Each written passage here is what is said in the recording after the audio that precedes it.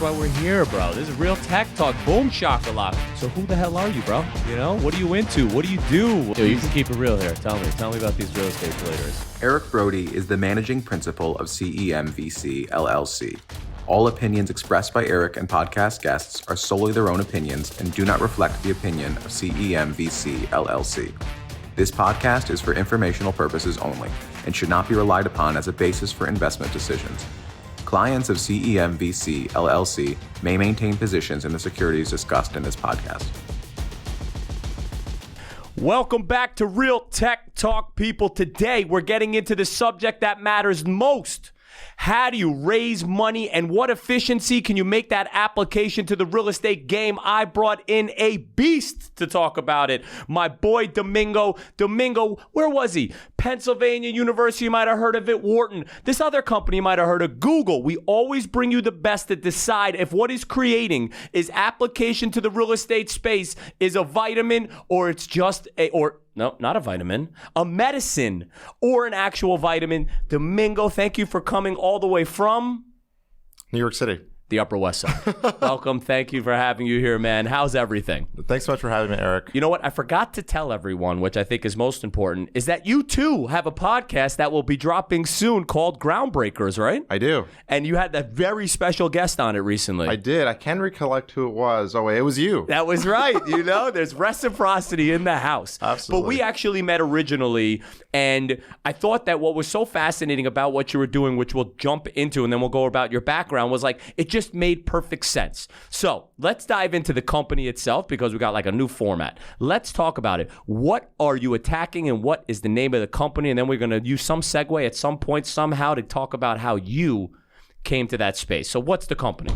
Yeah, building this company called Homebase. We build back office software for commercial real estate syndication. So it's really all about how can we make it easier for sponsors to fundraise faster and manage all of their back office operations. And so let's break that down because everyone and their mother always asks the layperson, right? How are you going to raise capital for a real estate deal? So let's just talk about it like in general. So in real estate deals, there's a certain business plan and a cost to that business plan regardless of the asset class, right? It could be I'm purchasing this 100-unit building, I'm renovating it, and then I'm putting it back on the market for a sale of the appreciated value. It could be I bought this land, I'm subdividing it into 100 units. It could be I'm developing an office. It could be I'm refining. All of these we call the capital stack. So historically, what do people do when they're looking to not just raise capital, but actually do a deal?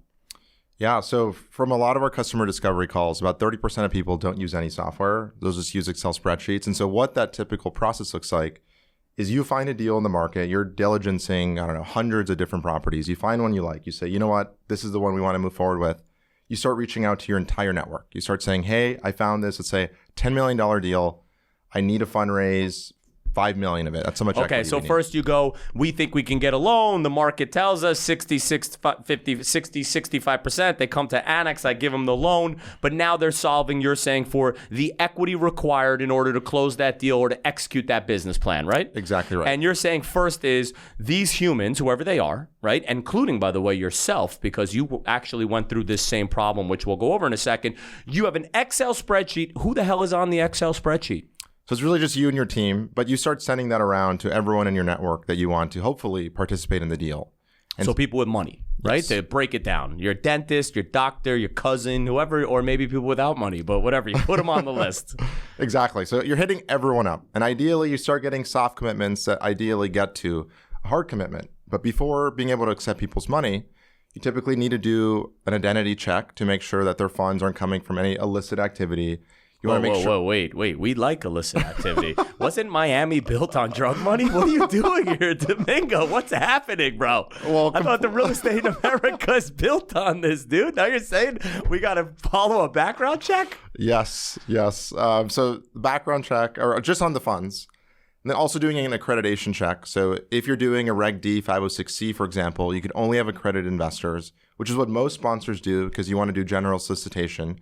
And that's when you're just Right. So publicly wait, posting. but let's just break this down because it's just super important because everyone asks you, how do you raise money? I think that a friend of ours, Brad Hargraves, is actually doing like a class on it, like in what each party is. So you're saying first and foremost is friends and family, people within your network, right? And you're saying not only would friends and family be interested, but if they're interested, there's federal regulations, which is no from the Patriot Act, like know your investor, meaning we hope they're not making money from illicit activities. Okay. You have this amazing network and they back you and then you can move forward with your deal, right? But you're also saying there's another issue, which is you don't have a network that can come up with money. So there's these regulations that the federal government is like, you can solicit people you don't know. Is that what you're saying? Exactly. So what is that? Yeah, so going back to Reg D 506B, it's a type of regulation where you can do general solicitation of just like posting on LinkedIn, all your socials, to saying like, hey, I have this deal, I'm fundraising for it. If you're interested, set up a call with me. And so that's really where you do a lot of the general solicitation. And so at that point, a lot of investors, you could share with them a spreadsheet, but if you really want to present yourself in the best light to seem very professional, you know exactly what you're doing, you probably want to be a bit more professional than just sharing an Excel spreadsheet with a lot of data and a lot of. All right, so let's go back. So now you're saying the federal government, so that you aren't just stealing all these people's money, right? They have all these federal regulations, right? Now you're saying, and that's why those regulations exist, and there's probably a cost to it, but there is a universe where you could solicit the general public. And then what you're saying is now it goes to what I always say, a marketing game. Right? Yep. You're saying we are all marketers, right? We're all marketers. I happen to be a marketer who does capital advisory. You are a marketer who actually wants to market to investors, correct? So now talk us through the process. So now you need to create things that would be fascinating to the human to want to invest. Exactly. And so here you're presenting the deal room. You're presenting why it's theoretically a good deal for them to participate in. You're creating a whole narrative or story around the actual deal itself that you're hoping to get funds for. So that's really where it comes down to how good are you at marketing? Are you presenting your best self on socials? And so is Excel spreadsheets going to be the best way to do that? Well, that really comes down to any individual investor. But like what we're building at Homebase is really to give you a much more professional deal room and make it very easy for investors to actually go from first seeing your deal presented in a very professional way to then being able to KYC immediately on that same deal room interface, to go all the way down to investment in that same flow. So that friction, right? So first and foremost, you and I would both agree. If that developer, that investor is putting their deal up there, they're the first person who goes, hell yes, I want to do this deal, right? Yes. And it's how you project that message now using what you're saying, and like from the past, it'd be Excel. There's all these other techniques that you can use in order to present a fascinating package that would want people to then act by investing into that deal, and you're going to remove that friction. So first, tell us, from your experience, what does make a deal exciting, or what was the competition doing? Because there is competition. You're not the first to do this. Am I right? Yes. There is competition. There are incumbents. What is it that you're doing differently? And what are the marketing techniques that most developers or anyone syndicating, this is called syndicating capital, are missing? Yeah, so for us, it comes down to how do sponsors already use current workflows? And so I, as a sponsor, for me to get, let's say like $1 million in investment, I'm probably managing relationships with like 100 to 200 investors. And from that, you're probably getting anywhere from like 10 to 30 people participating in your deal. And so managing all those relationships takes a lot of time. And so you'll have a workflow, like you'll have probably your own personal CRM, like an active campaign. First off, by the way, it's real estate, okay? There's an Excel spreadsheet and they go, I think I called him, okay? You're like so advanced. But what you're saying is, how can you actually manage that process and know who you reached out to, whether they got it, whether they're looking at it, right? Like, yes, that's like a true campaign where it's actually giving you feedback. Yes. Right? And most people that are doing this full time, to your point, either they'll be using Excel spreadsheet to just track all their contacts, but a lot of them actually already using like an Active Campaigns, a MailChimp, and those are all just CRMs to manage relationships with all these prospective investors.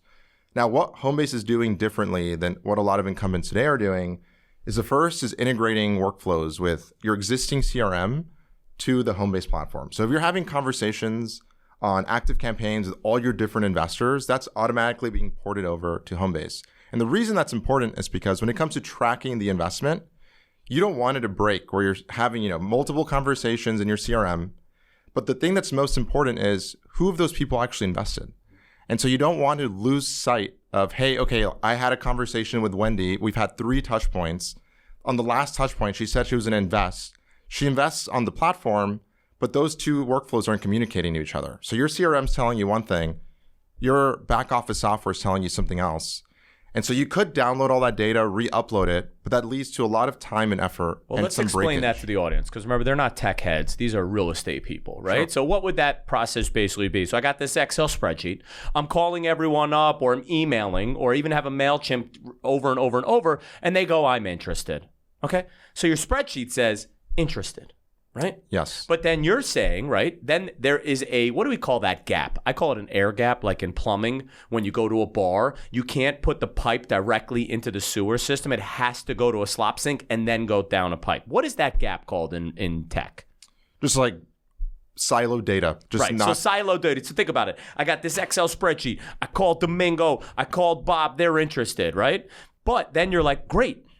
Here are the documents you need, right? That's the second step you're saying is now I have to send them that information. It's not in the same place where when you have your database of these investors and then they're saying they're interested, and what you're saying is Homebase would have both of them on the same platform. I'm interested. Immediately, Homebase with an automation is saying, here are the documents. You don't have to remember that they liked it, that they were interested, right? People don't realize that that is a break. CRMs and databases, they're separate and they're not working together. And you're like the first platform to put them together. Yes, natively integrating with your existing CRM. So that's one of our early killer features that we're putting out. The second one is the level of customization that we give sponsors when it comes to presenting your deal room. And so there's 90,000 sponsors in the US. How do you differentiate your deal versus anyone else's? Yeah, there's so much noise, right? Exactly. How do you make it sexy? Exactly. So it's presenting your deal in a way that's very professional, showcasing the metrics you like at the top, showcase your brand color schemes, like everything that's personal to you as a sponsor. We want that level of customization within Homebase in a way that you easily share it, and to the point of removing friction, making it very easy for people to make an account, KYC, send the investment. Because let me ask you, are you testing that? Meaning you're one of the one parties who can say, by the way, don't say X, say Y, don't say Z, do a picture like this, not too many pictures like that. You're going to get that feedback loop, right? Are you tracking that? Yeah, so we started off, and can dive into this later in the show, but we started off as a consumer company where we syndicated 2 prior deals. And so we actually had over 2,700 investors sign up on the platform, go through the experience of just seeing deals. And so with all of that data and knowledge, we present the default deal rooms with that in mind. And so there's already templates of like, hey, this is how we saw the most success with how we showcase information. Now, if you don't want to use everything there, that's completely fine and up to you. But we have those templates in place. So you as a sponsor sign in, you see everything in place, you just input your data.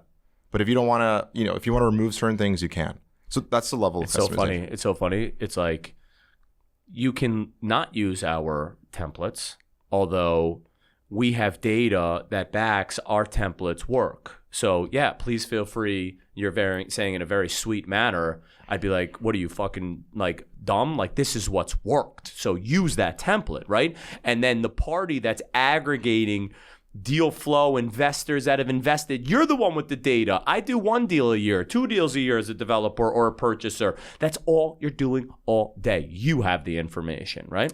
All right, so let's talk about that because I think it was a great segue. So who the hell are you? How did you get into real estate, technology, and then wanting to build an investor platform? Tell me about your background. Yeah, so I'll give you how we got here. So I'm originally from South Texas, born to immigrant parents who came from Mexico. For them, real estate was a really big pathway to financial freedom.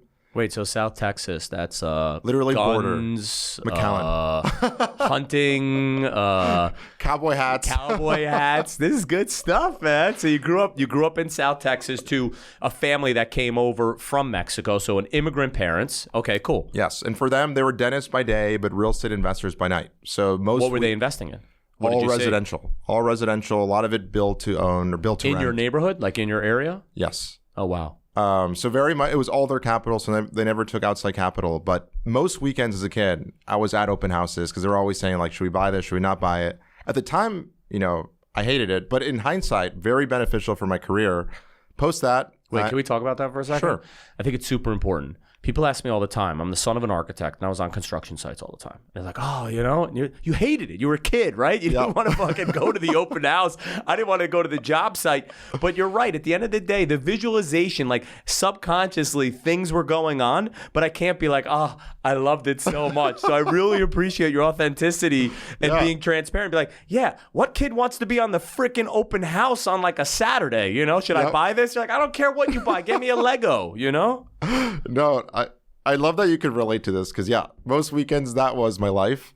Funny enough, I ended up going to Penn, studied finance and real estate. So wait, there. but that means that you were super astute. Unless you're telling me no, I used 2% of my brain and I did really well. Like, were you motivated?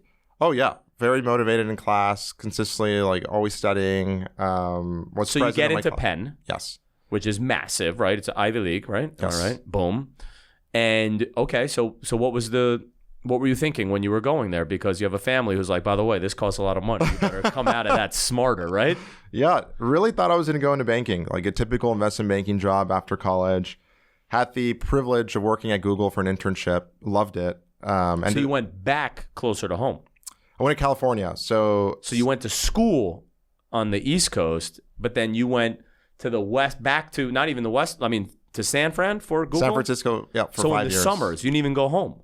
I would go home for Christmas, and I feel like after COVID, it made everyone reflect on like life and personal stuff. So I started going home more after COVID, but pre-COVID, it was really just winter. Wow. Amazing. Okay, so you go to internship and then you get a job there. Yes. Doing what? So start off in customer support. So I was literally answering phone calls for the first year of like why people hate Google Ads. And starting off in sales and support, I actually think it's an amazing thing for a person. You become very, very patient. You learn how to solve problems without any resources. It's just like, hey, these things suck. You're like, let me put you on hold for like 1 minute, figure out what's going on. And then you need to give them an answer because they're not going to hold that long. And so you have to be very, very quick at being able to just come up with solutions and that actually solve the problem. Or at least and dealing with conflict, like straight up they hate you, yes, right? And being used to that, you realize that it's nothing to do with you. Yep. Right? Yep. Like not taking it personally. Yep. You get very, very good at rejection and you get very, very good at just staying patient, even when things are tense. I did that for a year. And then after that, I got into a product strategy role. So I did that for 4 years, worked across all different ad products, whether it's like Google Shopping, display, video, YouTube, like truly everything, saw the entire gambit. That was an incredible experience for me. I got to see how product was built at a very large company and worked very closely with product managers and engineers and salespeople. So now you understand the tech universe, right? And people don't understand the engineering behind it, the front end, the back end, the user experience. Like you now see the players that are in that space that are there to design just that in this product. Exactly right. And why did you ever leave? I thought no one was Google. My parents were very sad when I quit. But quit around 2 Hey, Mom, I'm quitting Google. She must have been ecstatic. The thing that immigrants will always tell you is like they see a lot of themselves and their child is like one of their biggest like life happinesses. So if you tell someone, they're at a big tech company, they always love to tell their friends that. So when you leave, you're taking something away from them. And so they get very sad. And you know what's fascinating about that? I call it the immigrant mentality, which is when you have nothing, right? You always are moving forward and it creates this success because the opposite of that is like, you're gone. It's dead. It's over, right? So you always have this motivation. And what's fascinating is that's what they did, right? Yep. They were fucking taking debt on real estate deals and dentists during the day and resolving that in all risk. And then when you're like, yeah, and that's what I was influenced by. Why would I want to work at this big company? Yeah. They're shocked. How dare you, 100%. So what did you leave though? Did you have an idea when you bounced from Google? Yeah, so I ended up quitting. I knew I always was interested in real estate. And so I was exploring a lot of different ideas. Something that I never could figure out was just why did it get so expensive? And I did do a lot of research on this, but like in the sense of, it always felt unfair that real estate gotten so unaffordable in this country, where it was crazy to think that my parents came here with nothing. And it was easier for them to own than it was for me to own. And I had a job that theoretically was like a very high paying job within the US. It's insane you said that. My mother is a public school teacher who owns vast amount of real estate. Something happened. I agree with you, where it doesn't matter how successful you are. That pop where they were affording real estate, doing their business plan and executing, like it's impossible. Yep. It's fascinating you saw that too. I see it too. Yeah, and you didn't even need to own that much. Just the fact that they were homeowners. Like that's night and day different to like the average millennial today. That's very likely not as a millennial. Same here. I totally understand. So yes, that was a lot of the philosophy when we first quit. And so launched the first iteration of Homebase. And so wait, but let's back up. So now you leave. So you have a couple dollars, right? You had been working at Google. I assume you're not fucking, popping bottles and whatever it is. So you have some dollars and you go, the first thing I want to do is I want to invest this capital in real estate. Was that it? Or did you have a business plan or what was it? Yeah, so quit already with the idea of let's see if there's a way we can make real estate investing more accessible. So already had that idea in mind. Which is everyone, right? Everyone's trying to find liquidity, right, in the marketplace. Today, REITs came out of that. Like everyone is trying to figure it out. Yes, and we had so many conversations with potential like customers or like LPs that would invest anywhere from like 500, 1,000 to 5, 10,000 saying like, I wish I could invest in real estate. I don't know how to do it. If only there was a way where there was lower barriers of entry for me to do it. And so we've had a lot of those discussions. So that gave us enough conviction to say, you know what, let's quit. Let's start a company that democratizes access to real estate. And so we started off as a platform that let people invest in residential real estate for as little as $100. And so that was the first iteration of Homebase. We were first-time founders at the time. So we first started building a lot of product before actually putting it to market. So it took us about 6 months to develop our platform. We ended up then launching the marketplace. We successfully sold 2 homes that way. Our very first home sale went viral. So if you look up like Homebase, Texas House, McAllen, Texas, no one's heard of it. But there's a lot of articles talking about how there was a tokenized property in South Texas that was sold in McAllen. Well, let's back up a little bit for our audience. So you're like, I want to democratize real estate, but we just talked about there's all these regulations, there's all these costs. So how did you deal with that, right? So you go, I have this idea, I want to collect $100 from a lot of people in order to purchase this asset. There's 2 factors that I see. There's the macro thesis that this is a good deal. Put aside how you're going to raise the capital. For some reason, you perceive this is a good deal. So let's, all things being equal, we agree, sick deal, great returns. Okay. Now, how do you democratize by tokenizing real estate? Just explain that. Yeah, so even without diving into tokenization, you can think of just like all we're doing is getting a piece of property. We're putting it in an LLC, which is what a lot of real estate's held in, which is just like a legal corporate doc for that property. And that has a lot of shares. So everyone's just a fractional owner of that legal document. Yep. That owns the property. And it manages it, and you're the manager, and you're responsible for execution, and on and on. Exactly. And it talks about the regulations and the bylaws of how you're going to execute this business plan. Again, let's call it $100,000. Break them up into $500, $1,000. It's still, of 1,000 or 500. That's anywhere from still 100 to 200 people. Now what?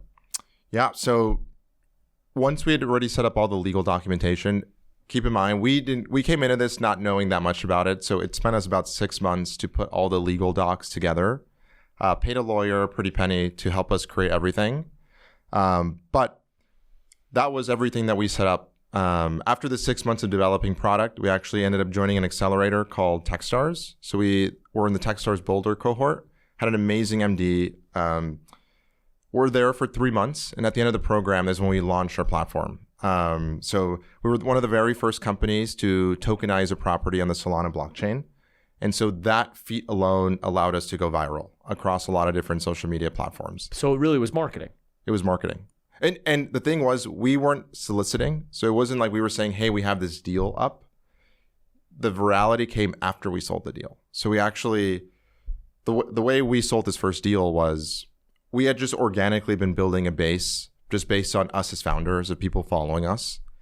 And so just through that network, going back to syndicating deals, first you start off with your primary network, then you go one step out and then one step out after that. That's how we were able to fundraise for the first deal. That then got a lot of virality just because people were like, wow, first one on Solana. Oh, they did this. It was at the height of the bear market. So everyone was looking for positive things in the ecosystem. That blew up. Overnight, we started getting hundreds of signups. And then that allowed us to sell second property. And that second property was primarily people we don't know, just throughout the internet, all within the US. No general solicitation, because it was all people that had found us from a prior deal. And so we had just managed those relationships. So the Excel spreadsheet became many, but it really had to do with your understanding of social media content creation to drive that. Nothing Yes. to do with a tech, although you could say that was tech, that's digital marketing. Yeah. So the piece that's the tech side is, so we built the whole like marketplace platform where we actually housed the deal. We could see how it was operating in the back end. We had our own CRM system in place that we were managing. So for all intents and purposes, we were just a sponsor. You were a sponsor who had a really good system for managing and dealing with investors. Exactly right. And you found those investors. Exactly. And they right. were yours. Yep. And we had payment integration. We had native signature sign-in so people could invest. We had removed all the friction to make it very easy. And that friction, would you say, was reduced because it was on a Solana platform that inherently has many of those attributes, because when you are purchasing on the blockchain, like it's already integrated, meaning, or did you have to create the API for signatures and, really build that? Yeah. So funny enough, I'd say it actually adds a bit more complication. Anytime you put something on the blockchain, like there's just more upfront work you have to do to get that set up, like spinning up wallets for people, for example. But we were very determined to abstract away blockchain-based complexity. So whenever anyone made an account on Homebase, we would spin up a wallet for them. A lot of times they wouldn't even know. They didn't even know it was a wallet that was holding their money in a blockchain. We also had the ability for you to withdraw your rental income. That would be transitioned from USDC, which is a stable coin, to US dollar in your bank account, no fees. So very, very easy. It didn't even matter that it was blockchain. What people cared about was, I'm a fractional owner in this real estate property, and that gives me rental income every month. Fascinating. So now you did that. They were successful. Were there business plans to it, or did you mean the day that you purchased it? Was there work that you had to do to get to that revenue? Meaning, from a real estate perspective, was there work? Yeah. So from a real estate perspective, going back to my parents, like they already have a network of properties. So we were very lucky that we could just leverage their property management business to take care of these two properties. So it made it way easier from like a starting off from ground zero situation. As it should. I mean, it's an experiment at this point. So then what happened? So you put these two on the blockchain, you were able to raise, but but the upfront cost of everything you stated, was it worth, was there economies that you would have needed on these assets? Yeah. So following US regulation is quite expensive. And so we were actually losing money per deal. So the whole thesis was, if we get enough properties that we now have on the platform, at some point we'll have secondary trading. And that's where we'll make a lot of the fees. Fascinating. And I think the audience should understand that. So the upfront cost of creating the democratization of investing into real estate is so expensive that the deals wouldn't carry it, which inherently would mean you wouldn't do the deal, right? But you were like, no, what that isn't really what we're trying to do, which I think real estate has such a problem with tech when they're like losing money. You're like, that's not where the money is. What you're saying is, as a result of being on the blockchain, right, in Solana, there's a secondary market of trading just those shares, meaning people can trade, the weather was shitty that month and there's a leak. It could change the trading volume, right? So people could trade in the secondary market where you can then charge some kind of fees. That's fascinating because there's two concepts I think are important. Is one, it doesn't make money from the real estate. We were just discussing that. The amount of deals you would have needed to get into the hundreds of millions for the upfront cost to make sense. But you were like, no, we would make money from a different type of transaction. Exactly. Fascinating. Right. So what happened? So what ended up happening was we just realized that model was going to become very operationally intensive as we kept scaling. And we had built a lot of software for ourselves to make it way easier. And so earlier this year, we started getting proactively reached out to by different sponsors, just saying like, hey, seen you guys, we saw the articles about you. Can we use your platform for our own deals? And so we ended up getting enough interest that we said, you know what, there's maybe a better opportunity here. Instead of us syndicating deals, we built so much software for ourselves. What if we sell that software to people that are much better at us at doing these deals, that have been doing them for the last 20 years? And can we make their processes easier because we made them for ourselves? See, it's cool because I feel like to break that down. So the first one is, it's like, yeah, you have to be a really good real estate operator, right? And you're like, all right, I guess we could or could not do it, but it's really hard to scale that because it takes a lot of time and effort, right? Developers, how do they scale? Do bigger buildings, not more.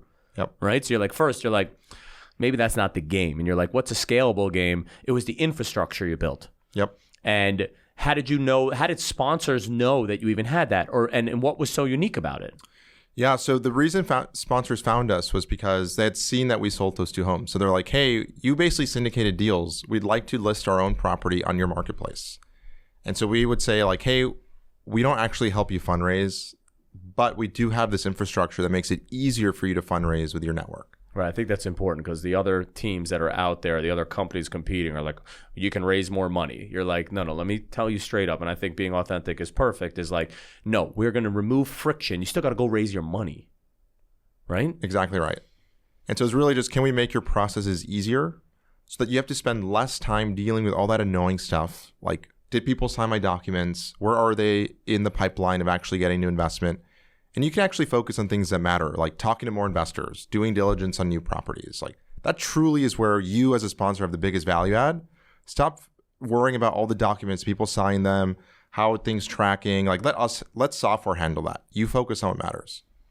And I think that you have to emphasize that point a little bit greater, which is like, forget about the bullshit. Okay, the bullshit on getting someone and whether they're interested. Just be you, developer, the salesperson at the conversation as to why they should do it. So how big is this addressable market? And like, tell me just, and we're running out of time because it was so fascinating and people have to realize if you are syndicating deals today, you should have a back-end software. They don't. So what is the addressable market? How many people are actually using software and where can this go? Yeah, so in terms of the total addressable market, there's around 90,000 sponsors in the US. In 2021, this group alone raised about $55 billion. So if you think of the average deal being anywhere from 5 to 10 years, you can think of there being about like 450 million-ish, or sorry, 450 billion that's been raised, that's being held in some capacity because you're holding these deals over time. And so that amount of capital is technically the total addressable market. Now, how much the software can charge against that?